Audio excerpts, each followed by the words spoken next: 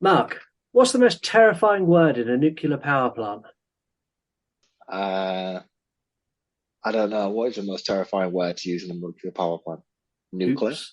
Oops. Brilliant. Yeah. Brilliant. The I, basic dad jokes are always the best I, jokes. I went back to basic dad jokes because they've been going on a spiral down into smut for the last 6 months. So I thought I'd elevate it back up to basic level again. I was beginning to think you were testing out your own stand-up material the way things have been going. I was thinking about maybe that next year we can do the Strictly Come Dancing for you, and then we'll do a stand-up comedy gig after for me. I think we should maybe just do our own podcast away from this about Strictly Come Dancing. We I could do an episode each week. I really don't think we should do that. Maybe our own horror convention. Before we forget, you want to die tonight? Hypochondriac with asthma is in there. I just lose all sense of equilibrium and I don't know what's happening. I'm gonna say 9 out of 10. Always enjoy watching it every time. Windmills were fire hazardous. You literally used the paycheck to pay for a house. That's all it was for. Meeting someone for the first time, you wouldn't be talking like that. Because he was so stoned, he'd like half fallen asleep. You and Tasha are meant to be. Y'all figure that shit out. I just got fired yesterday. I'm free. I swear to God, I'm gonna stick that whoop up your asshole. Hello, welcome to the You Run podcast. My name is Scott. My name is Mark. And this is still only just the horror movie review show completely run and controlled by you, the listeners. Lots of people are copying our model, which is cool. I like that. It's flattering that other people are getting listeners to control their show. No one's had the balls to take the full leap, though, and hand over all control to the listeners. No. I think as soon as someone does it, they will realise very quickly how much harder it makes it by taking all of the control away from yourself. Not just that though, but fuck me, man. Some of the stuff the listeners have made us endure throughout this season alone. We have watched some horseshit. You say this season, go back right to the beginning when I had my mother-in-law and I was like, oh, my mother-in-law's on the show. Can you pick a nice movie? I've got fucking Seed of Chucky. What the fuck? Anyway, you literally do control everything. You pick the movies, you get to review them. You even now with the new feature get to pick the quiz that our guest takes on when they come on the show. With all this control, you'd expect us to say, oh, that's £5 a month on Patreon. But we don't. It's free and it always will be, much to the devastation of my wife and my bank balance. All you need to do to repay us for giving you all this for nothing is tell a friend. Review us on Apple or Spotify. Share something on social media, tag us in something, buy something from our shop. There's lots of stuff in our shop. Christmas is coming. You can also get a personalised podcast for £50, but we're fully booked for those for this year, so I'm not going to say anything more on them. Each week, me and Mark review a movie that's either picked by you, a poll pick, can be a straight out listener request, or we cover new releases as well. We have regular guests join us on certain episodes. Today is one of those episodes, but we're going to get to that in a minute. But before we do, we're going to do recommended account of the week. I'm not going to do the singing because you fully moved me off last week. I did, yeah, completely. There's me thinking you'd be nice and edit that out. So this week's recommended account is more of an investigation than it is a recommended account. The account is called horror_piano. This is a fairly recent account. They've only got 2 posts, and they basically do horror themes that they play themselves on the piano. So the 2 posts they currently have up are Halloween, obviously, and the second one is the 28 Days Later theme. The reason I think this is an investigation is because I am sure that this is Gareth from Video Tasties. This man has recently started learning how to play the piano, and I am convinced this is his account. So you think Gareth has started a secondary account just to play horror themes? I think so, yeah. I'm going to be really disappointed if it's not him. But either way. Either way, it's a cool account. If it is Gareth, you need to fess up now because you've been called out quite blatantly. If it's not Gareth, please identify yourself because we think your account's cool anyway. Just to put this to rest, yeah. Yeah, I mean, it's a great account, and they've only recently set this up a couple of weeks ago as of recording this episode. So I'm kind of hoping the more people go and subscribe and follow their stuff, the more content they will start putting out. I mean, as a big fan of piano work, I think it's a great account. So please go check them out. Or Gareth, please own up that it is you and change the name to Video Tasties Pianos. And you can find them at horror_piano. Check them out. Yeah, that's cool. And I like it when you pick an account that's not got a big following and it's someone that's brand new and we try and help them along. I don't know how much help we actually give them, but I like to feel that even if we bring them 5 new followers, if you go and follow horror_piano, so tell them You Run Podcast sent you. Indeed, do so. So as I said, today is a guest on our show. This guest is a podcaster, a TikToker, a man with strong views and opinions, and also a man who's definitely not afraid to share them. He's without a doubt the most experienced podcaster we've ever had on the show. He is one of the funniest men on TikTok, and has made me feel stupid more times than anyone else since I've been on TikTok. Not only all of this, but he's the only guest in the history of the show to come with a warning the week before he joined the episode. He's 1/4 of the Ghoul Kids Table podcast. He's the one and only Mr. Chunky Larry. Listener discretion is advised.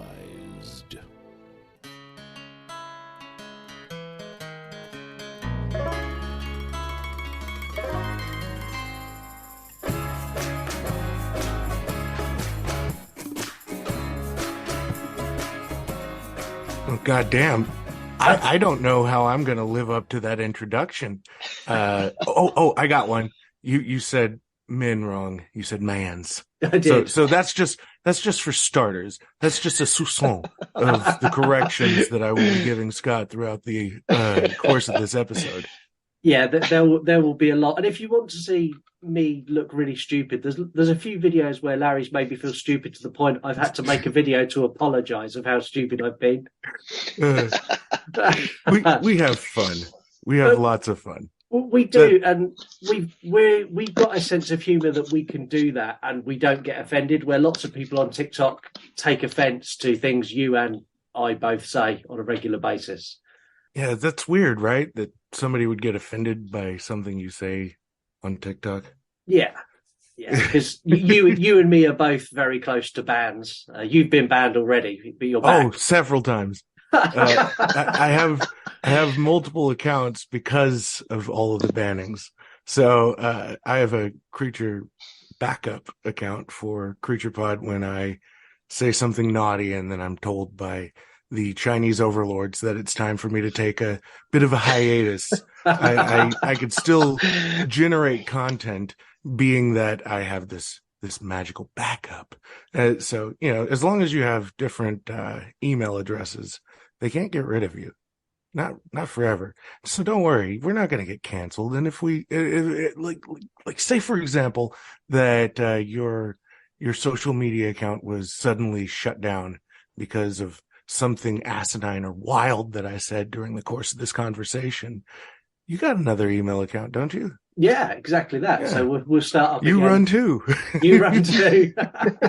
What are you running to? I wanted to ask you about your podcast, because your podcast kind of come a little bit out of nowhere. So I listened to your show, and then the Ghoul Kids Table podcast, there was no real rumblings. There was nothing that was hinting that was going to happen. And then 4 of the creators that I follow and I think are all fantastic just turn around and go, oh, by the way, next week we've got a podcast. How did that all come about? So I actually got onto TikTok because I had decided that I wasn't going to do podcasting anymore. It's just it's an exhaustive process, especially like towards the end of the Creature Features podcast. I had went from having a cycling chair of somebody coming onto the show every show to me just doing it on my own, like just a solo show of. And I don't know if you've ever talked to yourself for 45 minutes to an hour, but that shit is fucking wild, dude. So I was like, I think I'm kind of done with this. And so I had to fulfill kind of something in my head that was just, you know how you have shit you want to just get off your chest, and you could just, oh shit, I'm just going to roast this shit on the fucking podcast. When I didn't have the podcast, I needed somewhere to push that energy. And so we were in Hawaii, and my kids were all over this fucking stupid app. I was like, isn't that the booty shaking thing? So I get on there and I realize you can do something called stitching. And stitching is where you get to get a piece of somebody's video and then you can add whatever you want to it. And so I started to have fun just kind of making fun of people. Yeah. And then that got old. And I was like, you know what? I kind of have opinions about horror movies, but I don't really want to go back to podcasting. So I'm just going to do that here. And so that's why I started the Creature Pod page. A couple of months into that, I ended up meeting the Cool Ghoul.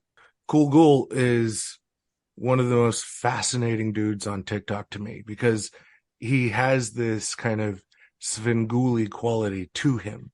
You know what I mean? Where he's got that old-timey horror show host energy to him.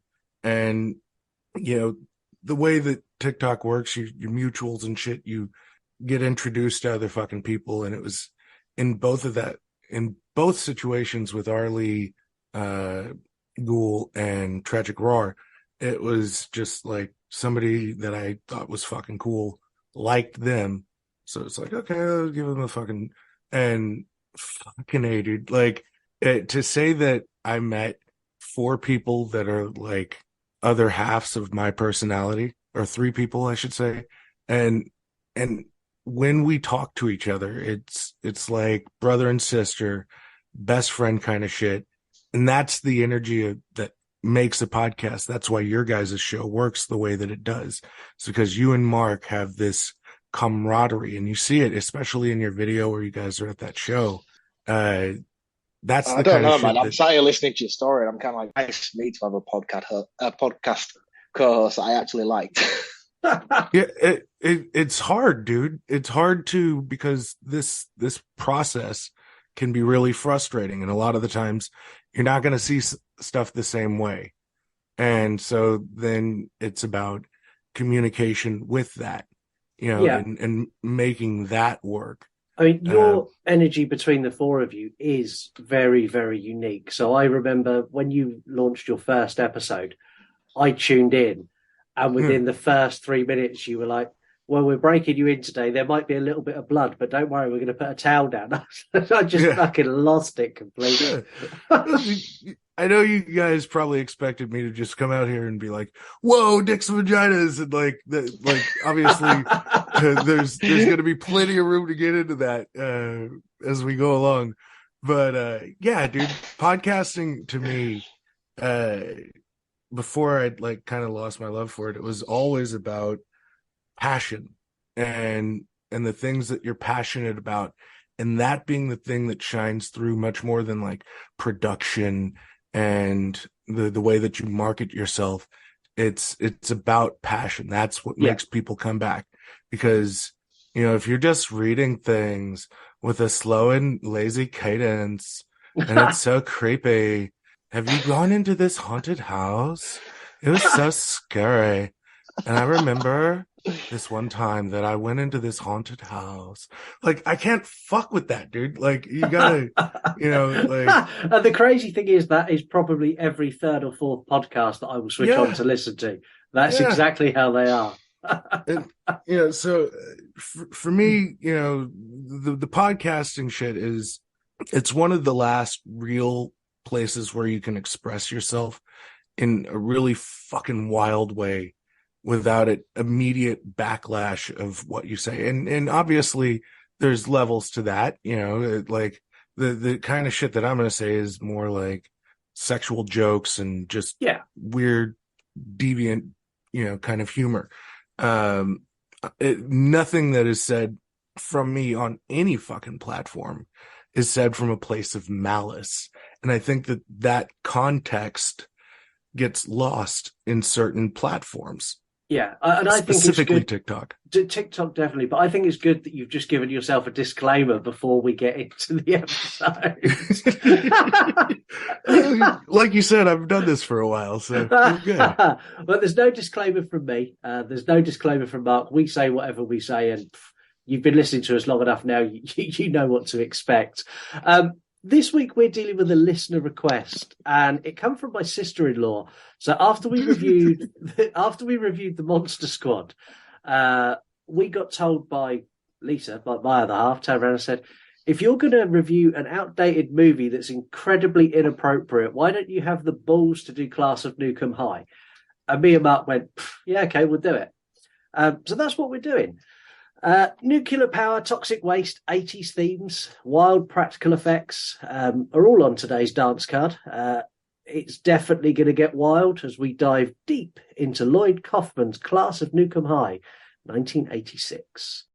Welcome to Tromaville High, an average American high school with one exception. It's located only 1 mile away from a nuclear power plant. They said it was 100% safe. But they were wrong. There's no danger, Governor. We have the situation well in hand.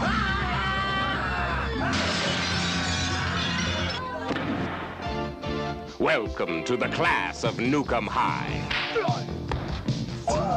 We're the youth of today.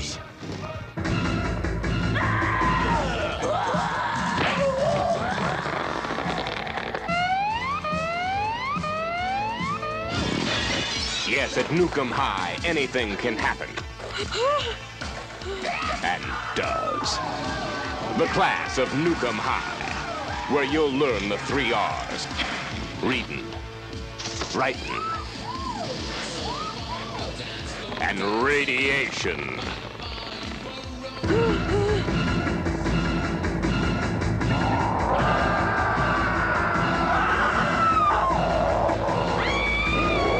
The Class of Nukem High.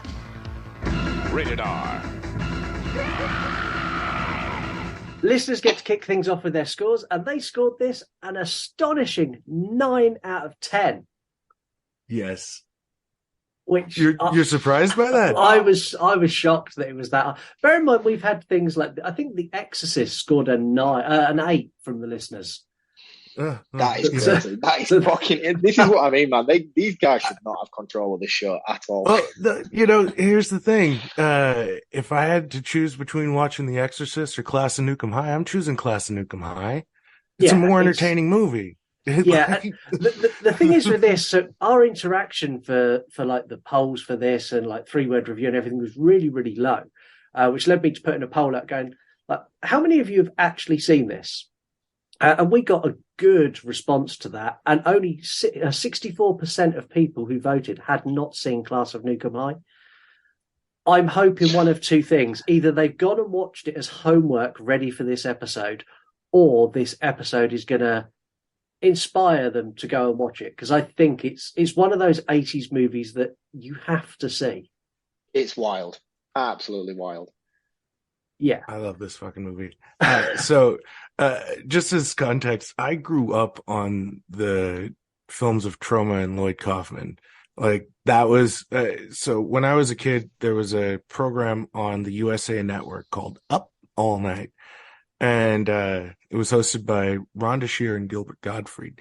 And so they played exploitation films, like, horror films, all that kind of shit. But they played a lot of Troma films. So I got a crash course in Troma at like 8 or 9 years old. And I've been watching them ever fucking since, which explains, I think, a lot. Yeah. Off the back of that, this is my first introduction to Troma. I've not seen any. I'm aware of Troma and probably what it is, but not. I don't think I was quite prepared. I really don't think I was quite prepared for what I watched. No, see, I've dipped in and out. So I've seen Father's Day. I've seen a couple of Toxic Avengers.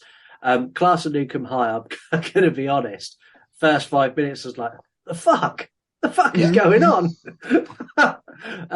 There's no pulling back. I mean, it's the most balls to the wall 80s horror that I've seen for such a long time. It's just insane. I mean, the movie opens up with a nuclear power plant, and straight away the costumes had me in hysterics. They're walking around in like decorators' jumpsuits with gas masks and like goggles they've just picked up at the hardware store. It's like the budget for this must have been about £8. I don't know the translation rate of that, but about $10. Yeah, so Troma is synonymous with independent horror. So, I mean, independent film in general, since 1974, they've been making independent, like, softcore porns. Like, Lloyd Kaufman, before Troma, had directed porn. So, as a lot of directors did in the 70s. But so their whole mission statement is to make a movie for as cheap as possible and allow the story to kind of cover for where it's lacking financially. Yeah, and it shows because you go into the nuclear power plant and you've got like the cockpit for the Millennium Falcon just like stapled to the wall, and there's just like, all these flashing lights and there's people running around pushing buttons, and we go down and we see badly sealed barrels, and it's like no one give a shit about the barrels. They're just slung in a corner. There's a leak from the pipe, and like just all of a sudden the pipe mysteriously bursts and we get an alarm goes off. And then all the people in their decorating sperm suits run around everywhere, and we get to meet one of my favourite characters, the facility manager. I love this guy. A wet fart, what you think? He is the most dangerous man on the planet. He runs a nuclear power plant, and he was insistent that this piece of shit stayed open. Yeah, he was like, no, we're not going to close it down. Don't worry, it'll be fine. He gives it a line like, someone says it could leak out into the town. He goes, would that really be that bad a thing?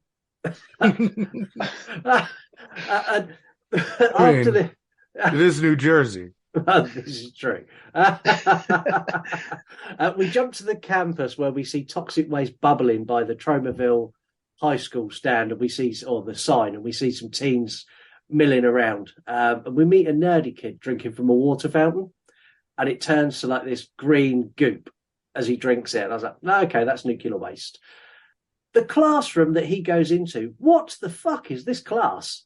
I was so confused that, like, these kids should not be allowed in school. Like, with all these rings and face colorings and crazy hairstyles. I mean, everything's so hyper surreal, and it's like, wow, this is mental. Everything is just amped up to 11 for the sake of amping it up to 11. Yeah. I fucking love it. You get immediately introduced to the Cretans, and the Cretans are, they're the elite kids. They were the valedictorians of the school year, and they went from these upper echelon learners to these rotten drug dealing, motorcycle riding, women punching badasses. So and it's a byproduct of the toxic waste. It's telling you, these things do weird things, and it's hinted at very early that kind of that's what's going on. And we get this. So the principal comes over the tannoy and makes an announcement that they're going to do a routine evacuation because they're right next to a nuclear power plant. And the nerd kid just absolutely loses it. He starts frothing at the mouth, and he's trying to tap one of the other students. And the student's like, get off me. And then he's on the floor seizing, and the student jumps on top of him to try and like stop him. And then he just attacks. And then after they sort of fight him and punch him off, he takes a dive out of the window. And I was like, oh, he's dead. And then it pans outside. He's not dead. He's melting in some really great practical effects.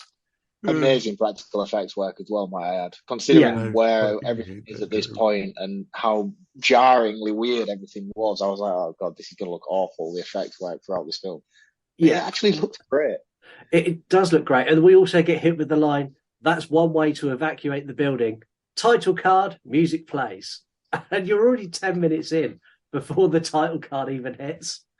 Yeah, and it's its own theme music as well. Like, it's got its own like theme song introduction. Yeah. I just really want to know. I just really want to know what's going on. Come on, that's a bop. Really like this film. That's a fucking bop, dude. Yeah, man, I like the song. The song was great. The thing is, the soundtrack throughout this is really good. I like it's fantastic, all the way through. And it's one of those, the whole movie is a little bit like an MTV video from the 90s. It's kind of got that musical score lives all the way through it. There's not any point where it's just two people talking. You've always got this in the background, and I like that. Yeah, I thought the score and the soundtrack to this was outstanding, really. Yeah. As far as his film goes, I thought it was brilliant, really, really good. The thing is, though, we go straight from this sort of wild opening, and then they hit us immediately, no pause. They hit us immediately with an 80s montage. And I love an 80s montage. I'm going to run through this because quite a lot happens in this. So we meet Warren and Chrissy, who are like, I don't know, they're kind of like the prom king and queen type characters. He's a jock and she's like the popular girl at school. We get clips of the facility manager being interviewed by the press, asking if there's a link between the suicide at the school and the power plant.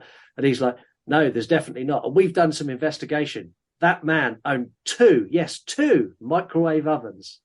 We also get some more shots of goop just like milling around the grounds. There's like a couple kissing and there's some goop on the floor. We meet Eddie and Kathy. I like Eddie. Eddie's weird, but I do like him. And they're like joking around with Warren and Chrissy before heading off for some alone time. And where else would you go for alone time in a school next to a nuclear power plant? The fallout shelter. Of course. I can't believe you still have its own fallout shelter. You get radioactive goop on Titty. Like, you get Titty really quick, and then radioactive goop kind of comes on her chest. Like he prematurely ejaculated radioactive ways. And, there's no burns or nothing. It's just like a weird, mild inconvenience that's never spoken of again. It's great. And the thing is, she jumps up because I think she thought it was him. She's like, oh my God, I can't believe you've done that so quick. What's going on? Yeah. How embarrassed would you be if you were that guy? Maybe I'm just speaking for myself, but we've all been there. We've all done that. Eddie comes green.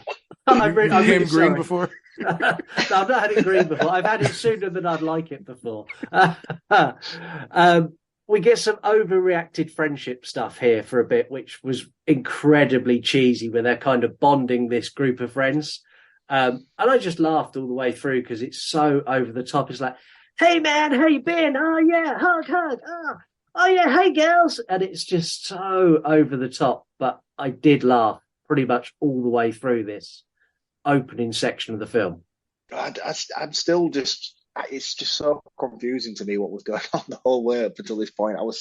I think it took me quite a while to settle into this, to sort of get my bearings with what it was. And as I say, this is my first introduction to trauma films. I don't have any prior knowledge or experience with this. So I was like, shit, what is going on? So, Mark, I have some homework for you, and I need you to make a video about this after you watch it. The Toxic Avenger. I need you to watch it, and then I need you to make a video and give your opinion on that. That's something I will do that. I will do that. I mean, like I say, I kind of got my way through it, and I'm definitely curious about this sort of subgenre in general, but I would have no idea where to start. As a frame of reference, the Toxic Avenger came out in 1984, and it was a huge success. And so what they were doing with Nukem High is trying to replicate the Toxic Avenger in a different way, but kind of keeping some of those earmarks.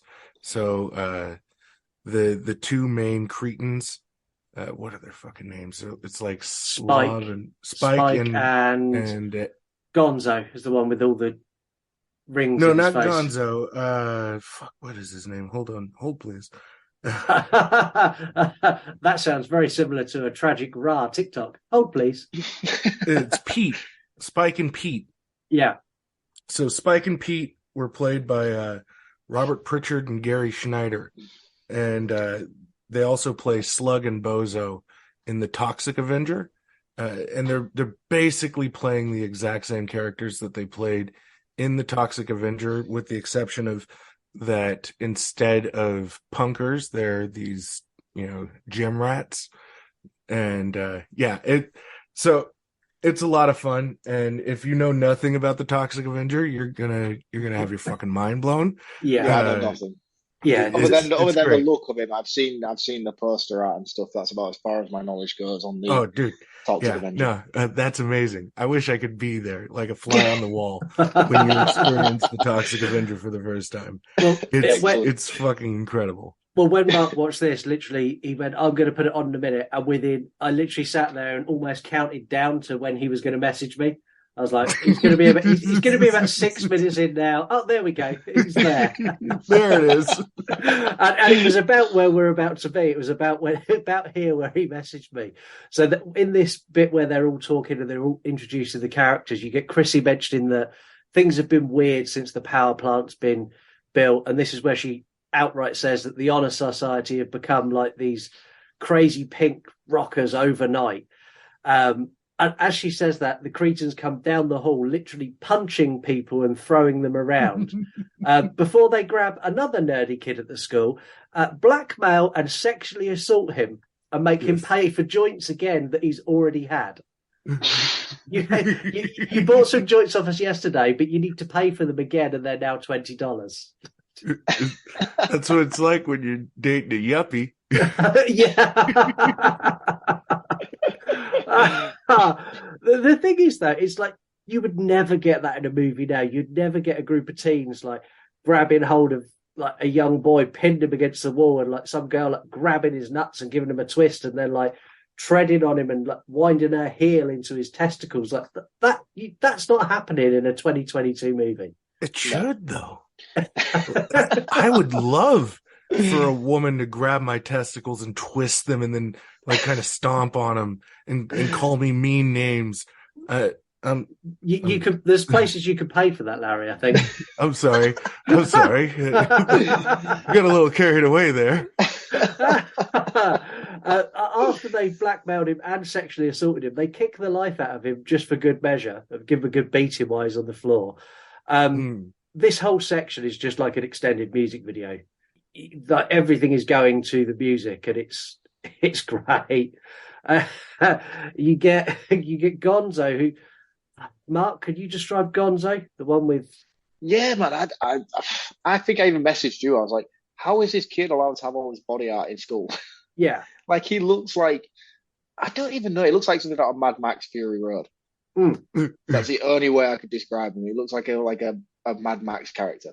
Yeah, and then you've got the kind of leader of the gang, Spike, who it looks like David Bowie in the Starman video.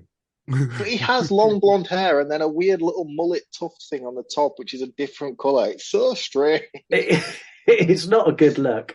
No. It's weird, man. I mean, that's not how you guys looked in high school. You didn't look like that when you went to high school. I don't think so. I had long hair, and think like a really skinny, really pasty Eric Draven. That's how I looked in high school. Yeah, the crow motif was a thing when we were in that age. Yeah, I think we're both around the same age range. So yeah, that was the look, and listening to Nirvana quiet in the corner with long hair. Yeah, that was me.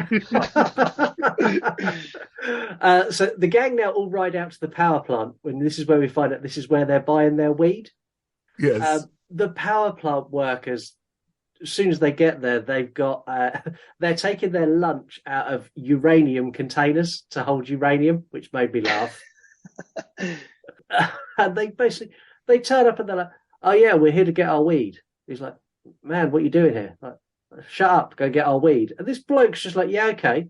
This high school kid's just come and tell him to go get weed. He's like, "Yeah, okay, fine." And they give him like, it's not even a lot of money. They give him like $20. He's like, "Oh, thanks. Yeah, okay, cool, right, okay, off you go now." And this fun fact about that guy, the guy that works at the nuclear plant, he ends up playing the devil in Toxic Avenger Part 2 and 3. Just really, he's great. This is the devil's in the Toxic Avenger. Yeah, you need to get to the Toxic Avenger, Mark. Wow. Okay. We also find out that the weed is being grown in the radioactive goop, so that is kind of what's fertilizing it all. We get Greg and Eddie, who are two of the friends. They get an invite to a frat party, and they convince all the girls to go. Warren, who's like he's kind of the main character. He's he's really reluctant. He's like, I've got to cram for my midterms. And then he goes, look, it's time to stop cramming and start ramming. Go to the party. I say that all the time to my friends. Stop ramming. Start ramming. Come on, get on behind there. Get on in there. Start ramming. Eddie buys some weed from Gonzo. He didn't really have a choice. So Gonzo comes along and goes, you want some weed? He's like, no, I don't. He's like, you're buying some weed. It's $10. And he buys some. And we jump to the party. The party is like, it's like a weird 80s nightclub. And it's obviously filmed in a nightclub, but it's meant to be in this tiny little frat house. Yeah. Well, they're high school kids too, so that's even weirder.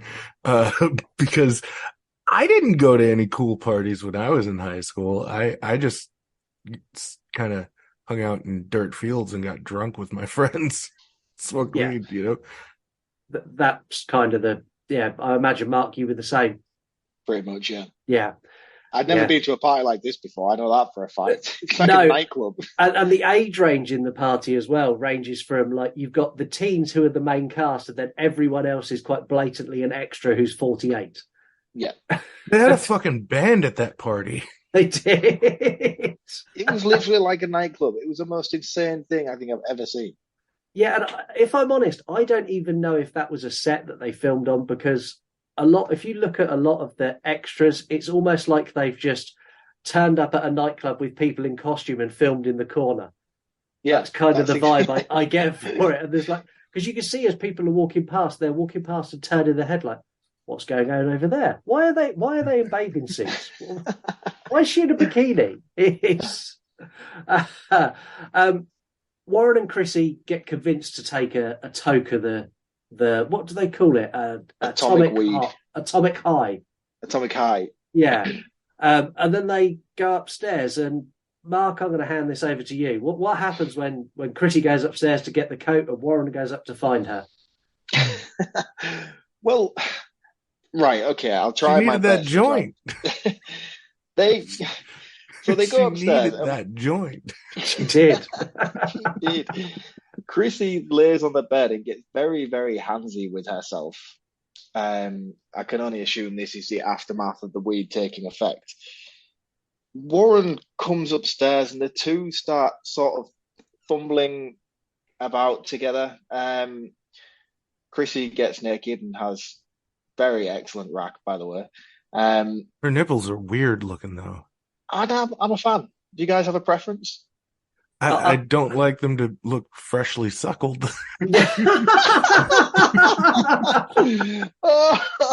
like suction cups put on the ends of her things. Like they were just kind of like weirdly kind of like you know how you get those things and you like the suction cups and you put them on your arm and then you take it off your arm and it's got that weird kind of puff. Yeah. That's what it looked like marshmallows on the top of her bags of sand. Oh, excellent. I've completely lost where I am now. We were on her Chrissy's puffy boobies. Yeah. Oh, excellent. Well, yeah, the guys they're making out, they're having sex, and their two pals walk upstairs and have a little perv. But it's what happens next that really sort of caught me off guard. So they leave, they go home, and Warren is in his bed later on, and he's dreaming. At least I think he's dreaming. It's not really clearly specified what's happening, but he turns into some sort of weird little zombie-looking thing with the biggest erection I've ever seen in my life. Don't brush over that. He's laying in bed, and he gets an erection for no reason that lifts his bed cover almost to the ceiling like a tent. I thought this was like something on Nightmare on Elm Street, and I was expecting Freddy Krueger's head to pop through the sheets. I was like, what is going on here? But at the same time, it simultaneously pops back between him and Chrissy is having a similar sort of dream, but in her dream, she has like manifestations of becoming pregnant, and her belly grows exceptionally quick. And then this weird little tentacle thing pops out of her belly. Can someone please clarify what the fuck's going on here? Yeah, I can definitely clarify. They're talking about very heavy topics. They're talking about the insecurity of your penis size, when you're a young man, that's a very, very relevant topic for teenage youth. They're talking about teenage pregnancy, which is also very, very prominent. There's an entire series of television dedicated to teenage pregnancy. It's called 16 and Pregnant. And then they're also talking about the dangerous effects of drugs. And they're talking about nuclear waste, which is also very, very scary. Who the fuck knew that this film had that many layers to it? Yeah, deep messages. Deep messages hidden in ginormous penises and growing bellies. And again, the effects puffy nipples. And puffy nipples. And again, the effects look great. So the pregnant belly popping out where that expands, that looks brilliant. The erection, really clever. Not so much. That's just a guy who's under the sheets with him. He's just got a broom handle and pushed it as far to the ceiling as he could get it. I mean, he looked terrified for a second, then he was like, yeah. I have no idea what you would do with that thing. I honestly have no idea what you would do with it. I think you'd probably pass out as the blood leaves the rest of your body. It ended up being bigger than him. Take a lot. There'd definitely be an OnlyFans account on the way. Look at me and my cartoonishly large cock.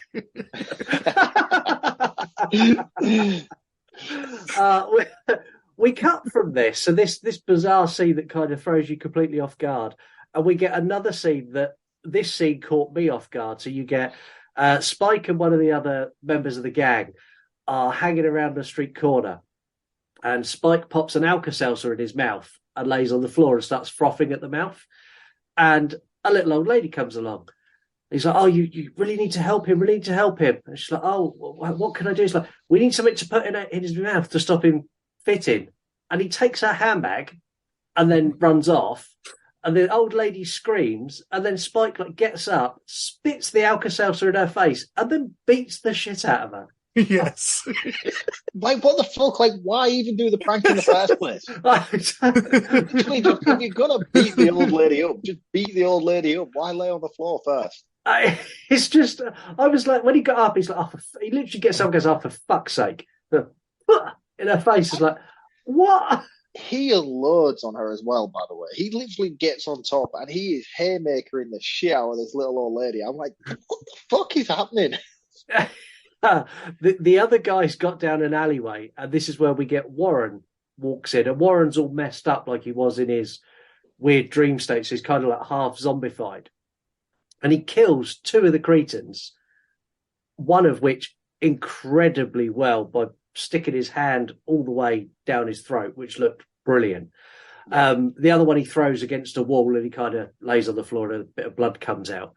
Spike gets knocked into a dumpster when he comes in to try and save him. And we get kind of a quick filler scene after this where Spike's explaining to the gang what happened. And I love this because he's like, yeah, well, I didn't see him. I didn't see anything. And they're like, but you saw it long enough to attack him and get beaten down. He's like, no. And it's kind of, every guy has done that. If they've ended up with a black eye, they've gone, I didn't see it coming. I wasn't stood in front of him calling him names for 5 minutes. I did. He just caught me out completely off guard. But the kill scene in there is brutal. The one with the hand down the throat is horrible. The practical effects are great. Even the effects on Warren when he's got the ooze dripping out of his face and spurting, and he's got bubbling pores on his face. I mean, they all look really, really good, especially considering how low budget everything else is. But as someone who's a fan of low budget effects, I really, really like this. I thought it was good. Yeah, and I like anything that's not glossed over with a veneer of CGI bullshit. So yeah, I'm in for this. This style of effect is kind of par for the course with trauma films in the 80s. Again, Toxic Avenger, the violence is on par with this. It's, a little bit more extreme and uglier than this in a couple of different places. And Trauma's War also. The special makeup effects that they use in that as well are top notch for this kind of production. Yeah, because there's lots of trauma films, and one of the ones I didn't realize was a trauma film was Father's Day. Well, it's a distributed film by Trauma, so it's not like a Trauma film. And there's a lot of those as well, but the ones that are actually Trauma have kind of their own unique style. Yeah, they do. For a long time, I have thought that the worst portrayal of cheerleading lived in Buffy the Vampire Slayer, the movie. And Mark, you'll agree with me on that. That cheerleading was atrocious. It turns out we were wrong, because the cheerleading in this is absolutely outrageously bad.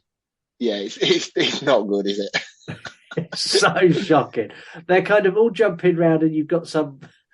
How shall we describe the teacher? Full of figured lady going, "That's it, girl, shake it, shake it." Bad cheerleading aside, Chrissy starts having stomach pains and goes off to the bathroom. This scene, walking to the bathroom, is the pinnacle of bad acting in this movie. Chrissy takes the crown as worst actress as she walks down the hall going, "Ooh, ah, ow." Ooh. But again, it just fits. It fits with the tone. I was going to say, it never once felt out of place in this film. No, it didn't. She gets to the bathroom, and then her pregnant belly returns before she sits on the toilet and then spits out what I can only describe as a poop demon before collapsing on the floor. What the fuck is going on? Will someone please explain to me what is going on? Well, Mark, when a man loves a woman very much.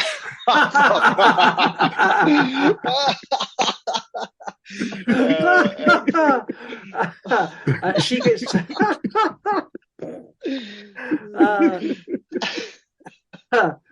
I think we should continue explaining that to Mark, just on how uncomfortable he's got. Chrissy gets taken away in an ambulance, and we get a scene at the hospital where the doctor's updating her mum and basically going, "Well, this is the kind of thing that happens when your daughter becomes sexually active." And the doctor hits her with this as Warren walks in. And the mum goes full 80s mum, "What did you do to my baby? How did you do it?" Warren's like, I'm going to leave. Just literally turns around and walks straight out again. Well, Chrissy's mom, when a man loves a woman very much. Yeah. Back in school, the poop monster is causing havoc in the pipes before it gets free in the fallout shelter and falls into a vat of toxic waste that wasn't in the fallout shelter earlier, but is there now, which is fine. I accept that in this movie. I was looking at me like some sort of explanation, and I was like, I can't explain anything that's going on here at the moment. No. We get a fast scene of Eddie showing Warren the most 80s laser ever in the science lab. And he's like, "Look at this laser." And he's like firing the laser at the wall. The teacher's like, "What are you doing?" "Oh, yeah, sorry, I was just showing Warren," and like puts it down and leaves. It's a completely throwaway scene, but it's there for a purpose. You're in there about 8 seconds, but it's needed.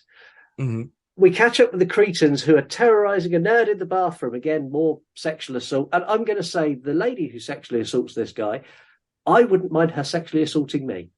Right? Yeah.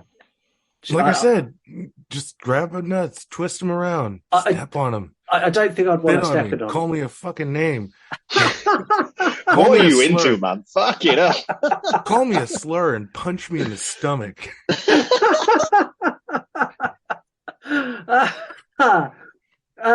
Warren comes in and tries to stop this attack. He's normal again now. I forgot to mention that earlier. Yeah. I don't know how I could have slipped that. That could have slipped my mind. But he's back to normal now. He gets his ass kicked. Before he does punch a girl full on in the face first. That was brilliant. It was brilliant when he did that. The girl felt really bad about it afterwards, though. It was like something out of a slapstick cartoon. He just punched her and she spun around in circles. I was half expecting like butterflies above her head. Or a Batman pow. Yeah, exactly.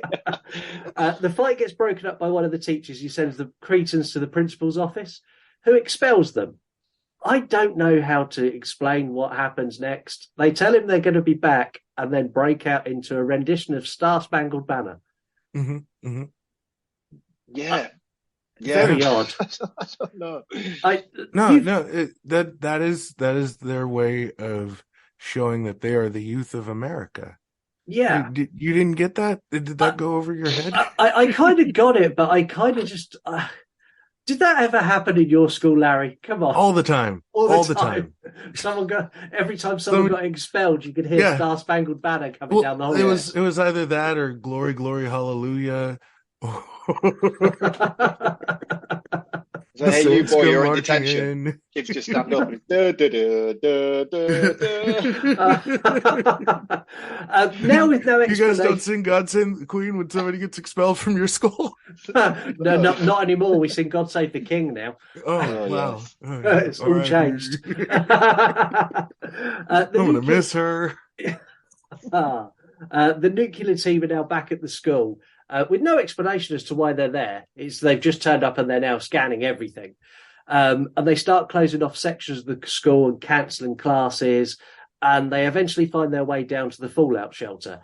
I still don't know why there's a toxic waste there, but one of the guys decides it's a good idea to look in the toxic waste barrel. Mm-hmm. And you get effectively the arm from Stripe from Gremlins reaches out of the barrel and grabs his head and pulls him in and kills him. It then spits out the most ridiculous, fakest looking Dollar Tree prop arm at the wall. And then his ID badge comes out onto the floor. Look, Scott, all the effects can't be top notch, okay? No, Some of them are going to slip through the cracks. We get the facility manager who's being told the east wing of the school is contaminated. And he goes, we don't need to close the school. What we're going to do is we're going to tell them that there's structural damage from our survey, and then we'll go in and clean it at night.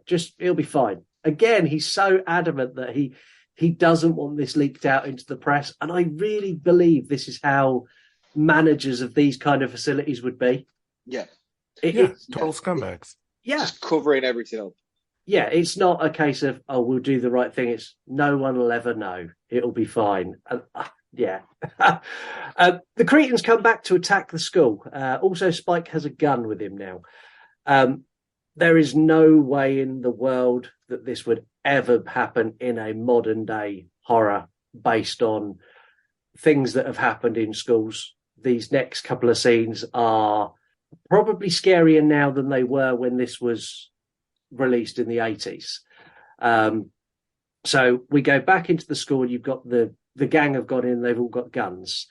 The queen of sexual assault grabs Chrissy, because this is the not satisfied with sexually assaulting men now, she's moved on to Chrissy. And she starts grabbing Chrissy and licking her face as she drags her down to the fallout shelter, where she hands her to another girl who's got red hair, who continues to sexually assault Chrissy and forces herself onto her. That was the teacher that got turned out by Spike, by the way. Yeah. Oh, was it? It was. Yeah. And she's leading Chrissy round on a lead as well. Which, yes. Yeah. I think this movie is responsible for lots of kinks people in their 40s may now currently have. I don't know what you're talking about. The rest of the gang is in the principal's office, and they're interrupted by a random student who they gun down. The only thing that makes this palatable to watch is the fact that it's a girl who goes in, and the person who gets shot is quite obviously a 6'5" male stuntman who gets shot. The transformation is 4'5" young lady into it's flawless, solidly built man who gets gunned down. I couldn't tell the difference.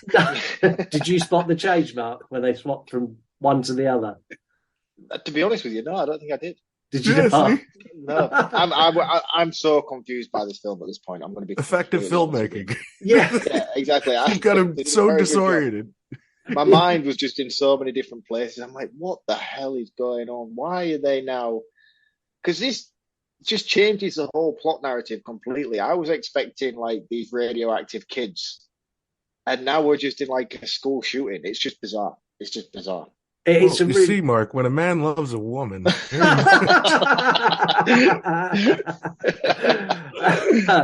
Gonzo gets hold of the mic and gets on the school PA system, and he goes from this all the way through. He's like, ugh, ugh. And when he gets on the mic, he's like, "Hello, ladies and gentlemen. This is the service announcement for the school. There is an evacuation required." And it just cracked me. He just turned into like this late night DJ. Yeah. "Hi, this is your public service announcement." And he is so good. And then literally as soon as he puts the mic down, he puts his gumshoe back and he's gone back to bleh. Yeah, caveman. Fucking brilliant.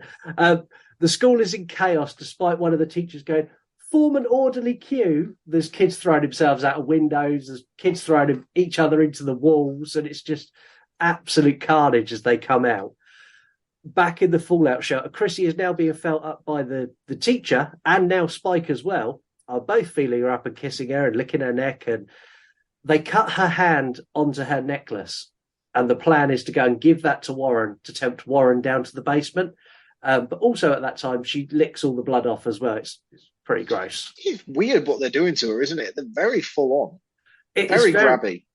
Yeah, it's very full on. I think somewhere deep in my subconscious, there's a kink that I quite like that. you guys need to talk about what's going on after this show, honestly. They take this necklace, they hand it to Warren, and as the hero he is, he's in the school like lightning as the gang ride motorbikes around the halls. He gets down to the basement where he's held at gunpoint, and then the poop demon's back, but the poop demon is now 15 foot high and kills the teacher by punching straight through her head. Yes. I love this. This looked amazing. Yeah, really good effect. And the monster, to be fair, what you see of it also looks good. It's kind of like oozing goop, and it's good. Yeah, I like it. Amazing. Puppetry was great for it. I thought it looked fantastic. I mean, like I said, I love crap effects, and this was like the epitome of crap effects, but good, if that makes sense. Yeah, because it's a poop demon. But fun fact, they only had certain pieces. The pieces that you see on screen are what they had completed of the costume for the monster. So that's why it's shown the way that it is. Which, okay. It's like they're cuffing their hands to make them make tension. It's the same thing with the shark and Jaws. It's the shark didn't work, so you get suspense instead of the shark itself. Spike shoots at Warren and Chrissy as they make their escape into the rest of the school. Why this is happening, the nuclear facility manager has now arrived and he sneaks in a back door. We get the poop monster takes out a few cretins, including Gonzo, who I was a bit disappointed. Gonzo was one of my favourites, but poop demon gets him. Yeah, I would have liked to have seen him have some form of redemption and learn the error of his ways by the end of the film. That would have been nice. Yeah, I liked him. The movie ends with a final showdown between Spike, Warren and Chrissy. Spike is about to shoot, but the poop demon is there to save the day, dragging him to his death. It then grabs Chrissy, and then hark back to our 8-second scene later, the 80s laser comes back into play as Warren blasts it, and you get the most psychedelic flashing screen as he runs up the stairs with Chrissy, and they bump into the facilities manager of the nuclear power plant coming down. They're like, don't go down there. He's like, get out of my way. I know what I'm doing. And he goes down. As he gets into the school, as he gets into the fallout shelter, they come out of the school and the school explodes, taking him with it. Yeah. It's an 80s movie. So we get a final kiss of the two main characters. Chrissy and Warren share this very uncomfortable kiss. And it ends with the poop monster emerging from the rubble before the final credits hit. We're going to get into your thoughts, facts, and our roundup of this. But before we do that, I'm going to say something I've not said for quite a while now. I want to play a little game. I told you, I want to play a game. They will say that I have shed innocent blood. The power of Christ compels you! What have you done to its eyes? Well, it's elevated horror. It's Halloween. I guess everyone's entitled to one good scare, huh? You're going to like it. I'm Chucky, and I'm your friend to the end. How was that the slaughterhouse? All right, you primitive screwheads, listen up. Oh, I know this one, you fuck. So, in a new twist to how horror quizzes work on the show, we gave you the option to vote for the quiz that Larry would take today. There was Evil Audio, Horror Not Horror, Save Me, and the unbeaten, and I still believe unbeatable, Broken Spirit. I should have known by now, after you've made me watch H4, you're going to make me watch Halloween H20, which is my least favourite of the Halloween franchise. I should have realised that you're all evil and you have no soul. So you picked the unbeaten and the unforgiving Broken Spirit for a new guest to the show. Thanks, guys. That's nice of you. For anyone who hasn't heard this quiz before, it's 15 questions, 10 points per question. There's no help. There's no clues. If you get one wrong, the game is over and you also lose all of your points. You can walk away at any time with the points you've got and stop the quiz. The current reigning champion is Spaceman and the podcast who scored 130 points.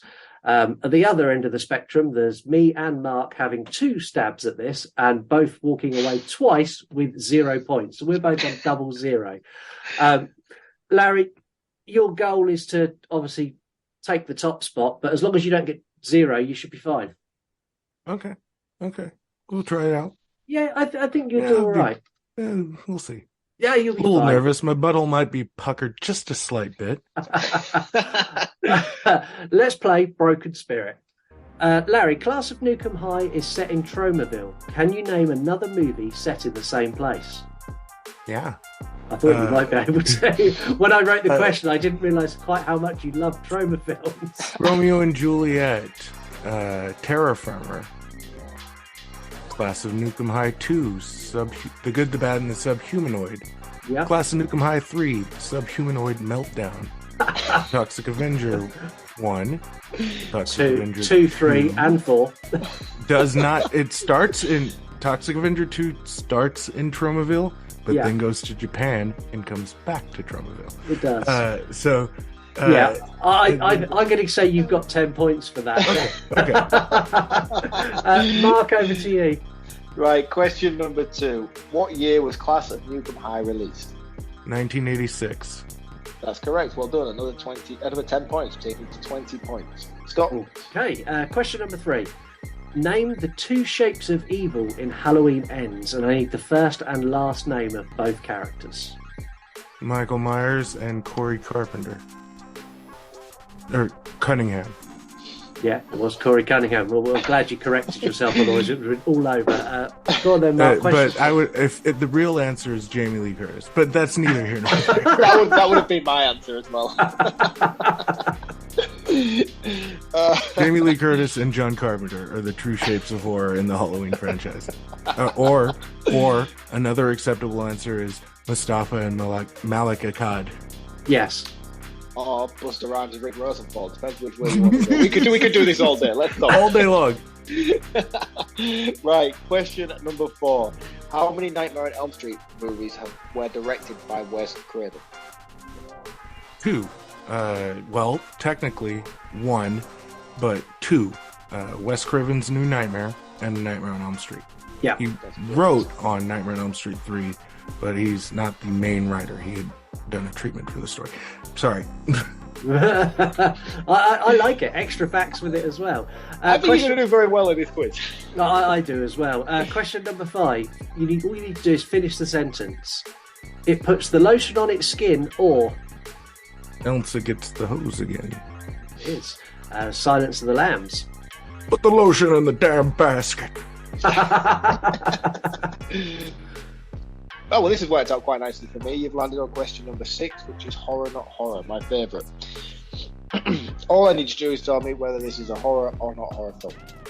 And the quote is, "They may take our lives, but they will never take our freedom." That's Braveheart. It is not a horror movie, though it has horrific murders in it. It does have horrific murders in it. That is correct. Well done. You're flying through these. I think Spaceman and the Doll may get caught. Let's see. They do get harder. Question number 7. In Bride of Chucky, we get a glimpse inside an evidence locker. Inside it contains Jason Voorhees and Michael Myers' masks, and what other item? Just remember, at this point, you are on question 7. You have 60 points. If you get this question wrong, you will walk away with nothing. So feel free to, you can walk away at any time with the points you have.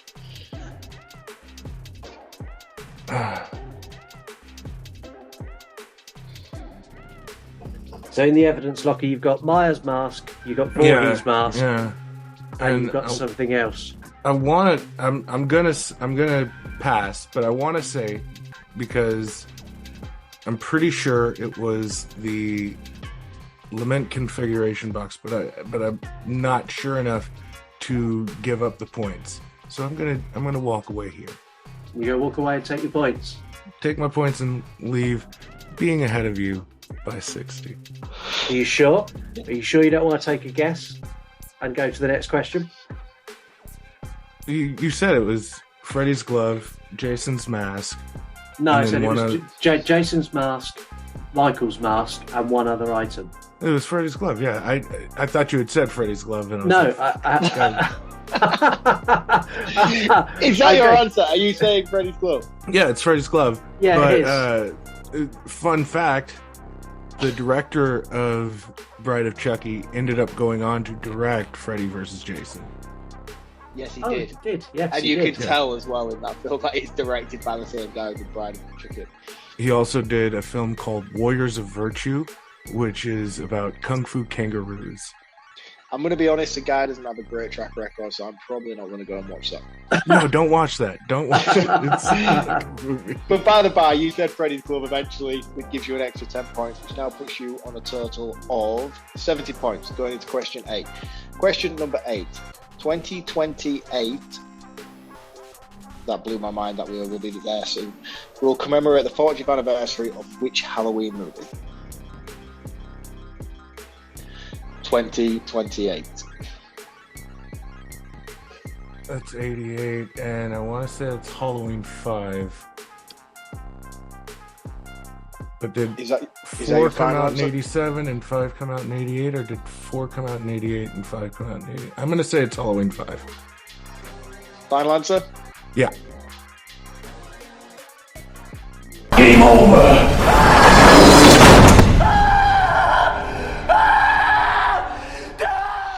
Unfortunately not. No, that's incorrect. It was 4. 4. Son of a bitch.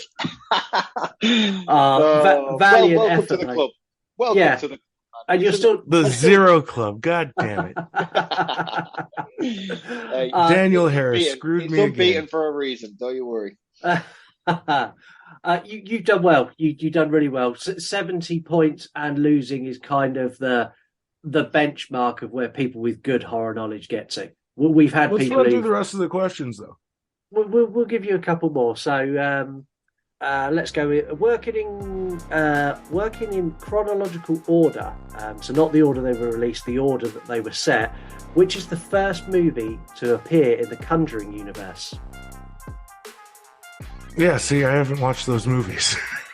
You're not missing much. That would have been the one that had got me if I had said 4 instead of 5. That was The Nun. Yeah. I haven't seen any of either, but I would have took a punt at The Nun.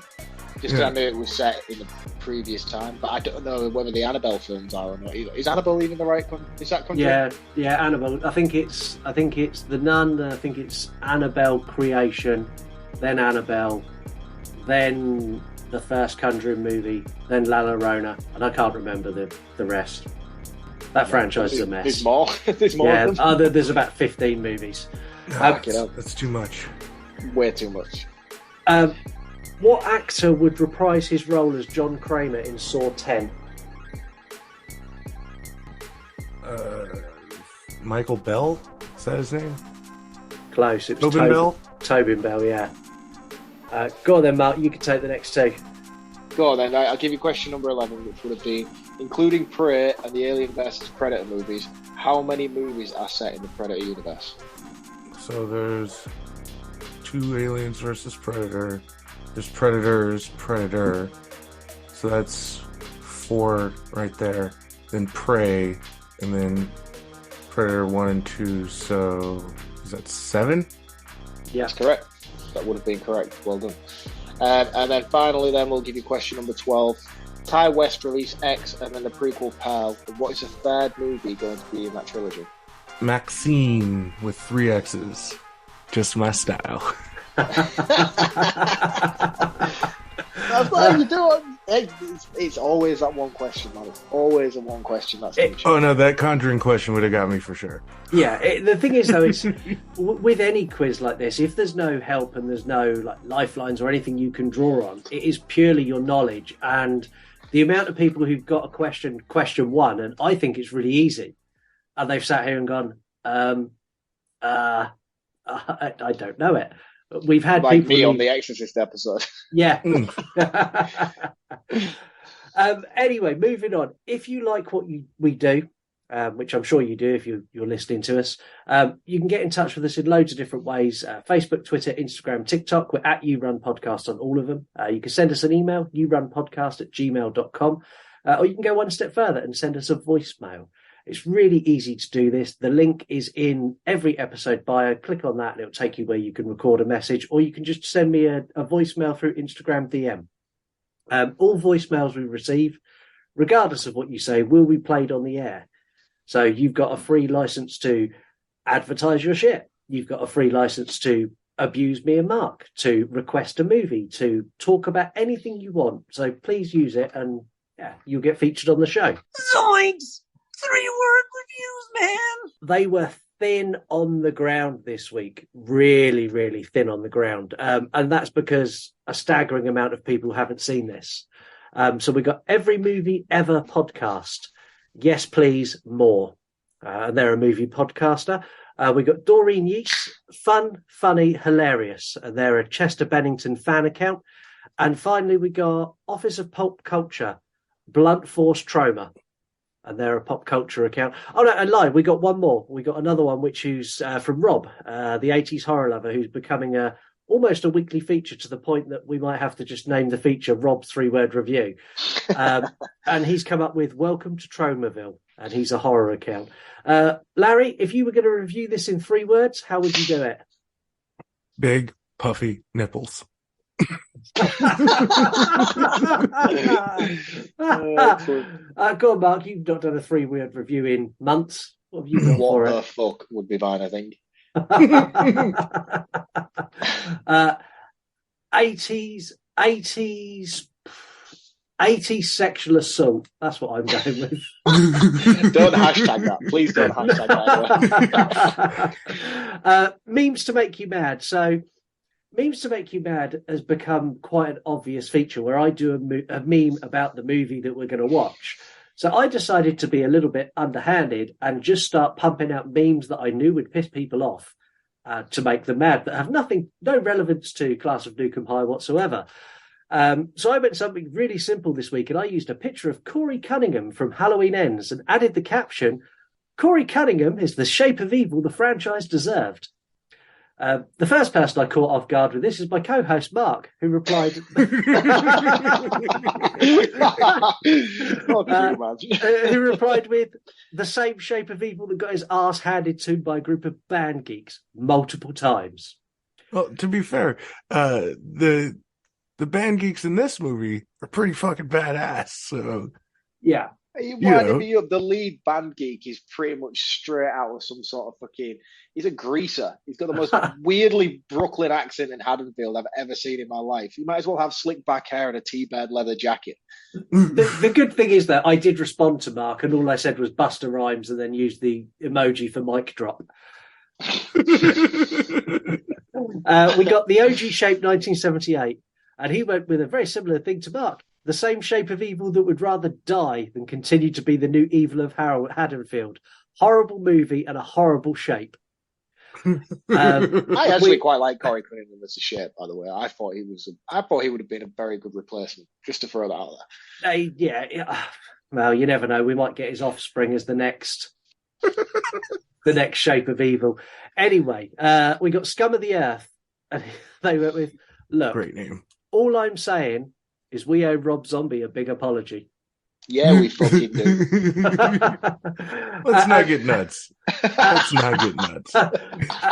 And finally, despite my best efforts to make this not a meme to make you mad, someone did catch me out. So Eric82 put, this is a meme to make you mad, right? It has to be. People are catching on. Unfortunately, someone who you spend so much time with and speak to every week about horror movies did not pick up on the fact that this was a meme to make you mad. Do you know the delight that when I got a notification and the first comment was you, I just grinned ear to ear. That's amazing.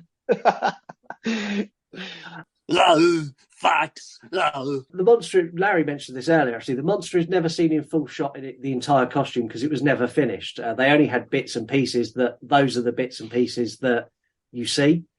The original movie was originally called just Nukem High, and they changed it because they were hoping that people would make the mistake of thinking it was Class of 1984 and rent it. Is that a popular film? I'm not aware. Yes, it was. Which it was made in 1982, which is kind of funny.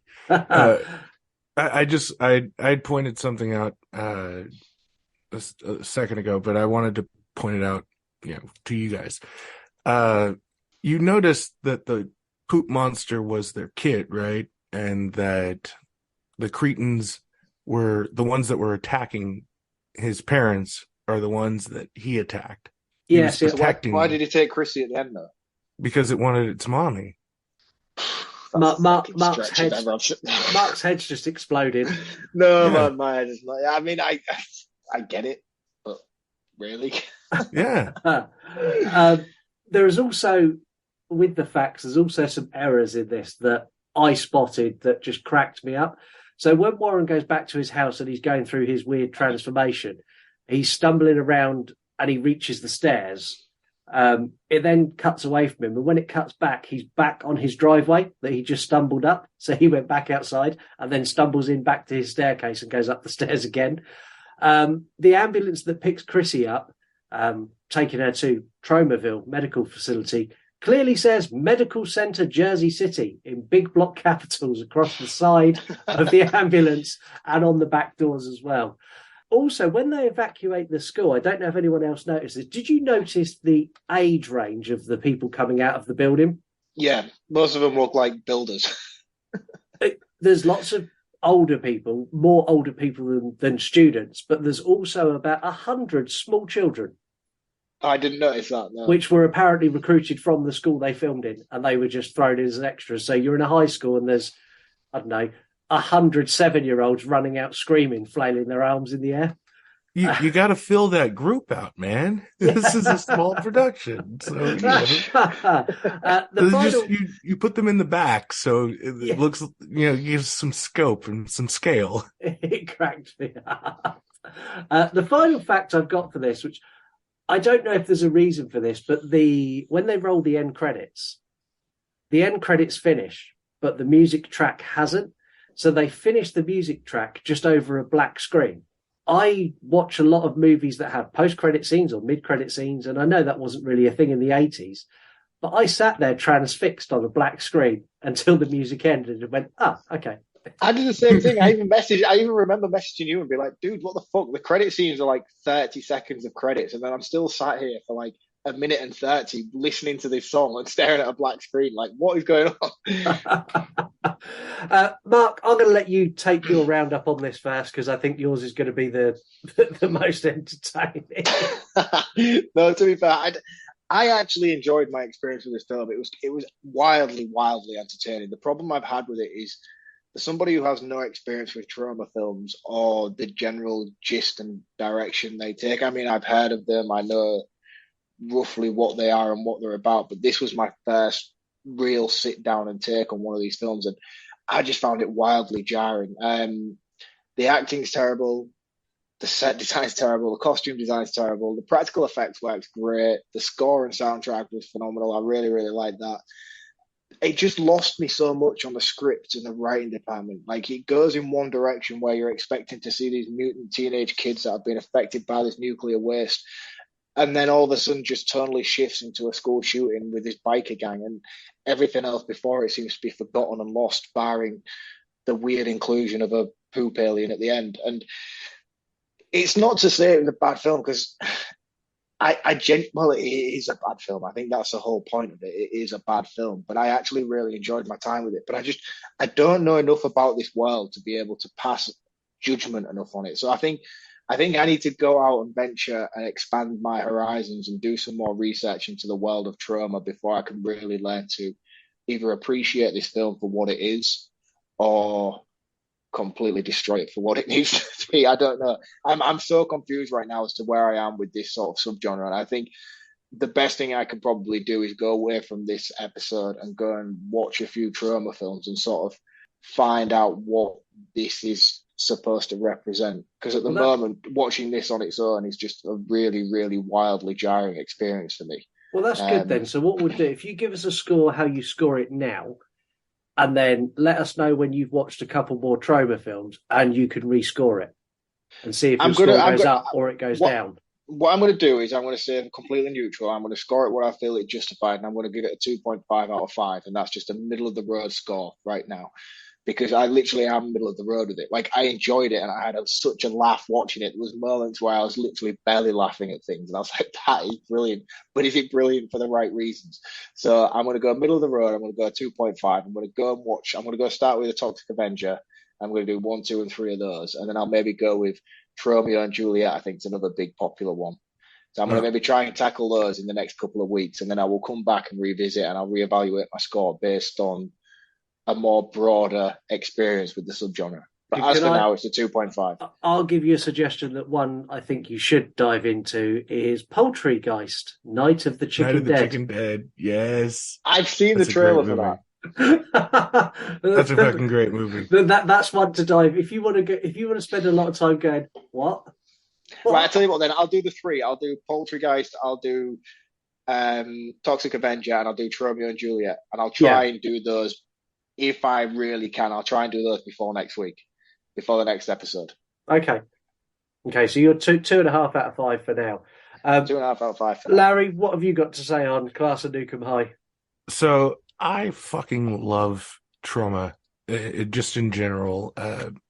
I like the punk rock energy that all of the films carry, and that's what it is. It's a for you, by you kind of fucking film. It caters to a very specific audience. It is a niche audience, but one of the great things about independent cinema is you don't have to cater to a larger swath of the audience in order to make the story that you want to make. And, jokingly, this is about, teenage pregnancy. It's about drug use. It's about toxic waste. It's about the fall of society in very kind of funny ways. But there is a level of intelligence that is required for that depth of humor. And for me, this is a perfect example of what Trauma was in the 80s. It was a very loud and outspoken theatrical experience that if you gave it a chance, it's fantastic. Also, it's a lot of tits and gore, and I love those things. So who doesn't love tits and gore? So if I, with all of that in mind, it's a 4 out of 5 for me. Okay, so it's a decent range of scores. This movie is wild. If you've never watched a Trauma movie before and you pick, in fact, regardless, whatever Trauma movie you pick as your first Trauma experience is going to be wild for you. It's so out there. A lot of things don't make full sense, but they tie together enough that you could piece it together. It's wildly inappropriate throughout. The sexual assault it's done in a comedic way, but it's still not right. There's so many bits in there that are hilariously funny, and bits that you'll find yourself laughing at and then checking yourself going, I shouldn't find that funny, but I do. It's got bad acting. The premise, the overall tone, and the name just kind of sum up what this is. Class of Nukem High, you know what you're getting. It stamps it across the front of it. It's not. It gives you exactly what it says on the tin. It's a crazy, wild movie from the 80s. I really enjoy it, and score-wise, I'm probably going a 7 out of 10 for me. It's above average, but it's not perfect. And there are other movies in the Trauma world that I score higher than that. Toxic Avenger being one of them. Toxic Avenger sits top of the tree for me on Trauma. The thing is, as well, based on my taste and my enjoyments of horror, I think I would be a big fan of Trauma. Yeah, I really do think like this is my sort of wheelhouse. The whole punk rock element that surrounds it is amazing, and I just think it wasn't what I thought it was going to be, but now I know what it is, and if I could build a more of a library of films around it to get more of a gauge, I think I could go back and watch this and probably enjoy it a lot more the second time around without having that whole shock and confusion factor the first time around. So if like me and you are like never seen a Trauma film before, Don't just watch this and then write this whole subgenre off in general. Like, go and put your feelers out there and check a few other things out, which I intend to do myself. And then, that's the same with any franchise. I mean, look at Halloween 4. That's utter dog shit. But if you pick any other movies from that franchise, they're pretty solid. Oh man, please don't get me started. In the UK, you can watch this on Shudder. It's also a free copy on YouTube. In the description of the free copy on YouTube, it says it's German. When you click play on it, it is English with German subtitles, so it's free if you need it. In the US, it's pretty much everywhere. It's on Peacock, Tubi, Pluto, Plex. It's probably the most readily available movie in the States. Go on whatever streaming service you've got, it will be there. Sound off. Sound off is where you get to voice your opinions. We got one, which again is because not many people have seen this. We got the horror critic on Instagram, and I asked him what his first experience was with Class of Nukem High. And he said he went on a trauma binge. And this was somehow one of the better ones that he enjoyed. One of the ones that he didn't enjoy so much was Killer Condom. Okay, that sounds like one that I would like. What, Killer Condom? Yes. Have you seen Killer Femme Condom? Fontaine, Killer Babe for the CIA. Have you guys seen Sergeant Killer Condom? Man, NYPD. Larry, you've clearly seen Killer Condom. Oh yeah, Redneck Zombies. Would you recommend it? If I'm going to recommend trauma movies, it's going to be Romeo and Juliet, Terror Firmer, Trauma's War, Toxic Avenger, the new Return to Nukem High. They just did a 2-parter, Return to Nukem High Volume 1 and Volume 2. Those are fucking great. Again, Sergeant Kabuki Man, NYPD. It's another fucking... Pretty much every trauma film. Cannibal the Musical. Killer Condom. Oh, sorry, which one? Cannibal the Musical. That's where Cannibal. Trey Parker and Matt Stone got their start, was with Cannibal the Musical. And it's a musical done in the style of Oklahoma about Alfred Packer, a man who ate his okay, that sounds incredible. It sounds fantastic. Incredible. It's fantastic. But I can't say enough good things about Romeo and Juliet and Terror Firmer. That's the late 90s style, which is, again, kind of... Because for every decade, they have a different style. And in the 2000s, 2010s, they were still trying to find what that style was. And I think that they found it with Return to Nukem High. It's visually fucking amazing. They also did a film that I need to see called Shakespeare Shitstorm. Lloyd Kaufman is a super artist. And I think if you were going to have anybody on the show to talk about this movie, you got the right guy, because I fucking love those movies. So those are the ones I would recommend. Also, Redneck Zombies. It's the weirdest fucking movie you'll ever see. Right. I'm adding that to the list immediately as well. Before we do go, I want to say thank you, Larry, for coming on. But before you go, what I would like you to do is take this opportunity to haul yourselves and your show out to the listeners. Absolutely. You can find the Ghoul Kids Table podcast wherever you listen to podcasts. So that's all of the streaming platforms. But you can follow us on fucking TikTok at ghoul_kids_table, on Instagram at GKT Podcast, on Twitter at Ghoul Kids Table, and on Facebook, you just look up Ghoul Kids Table, you'll be able to find us. Yeah. We're going to be, sorry, I'm so... No, your show Lots of whoring to do. I'm a big ass whore. Okay, no, that's cool. No. I love your show, and I think what makes your show unique is the cross section of people you've got and the varying opinions, because there's so much you agree on, and then the stuff that you don't. And when you don't, I think that's when you're at your best as a podcast. When you disagree. And you get these kind of long pauses from Ali, where he's kind of like, I can almost hear the wheels turning in his head, where he's like, I'm going to fucking have this guy in a minute. It's so good.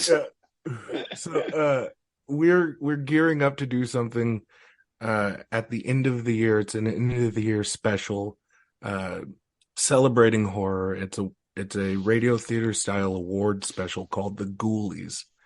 And so that is going to be a fucking lot of fun.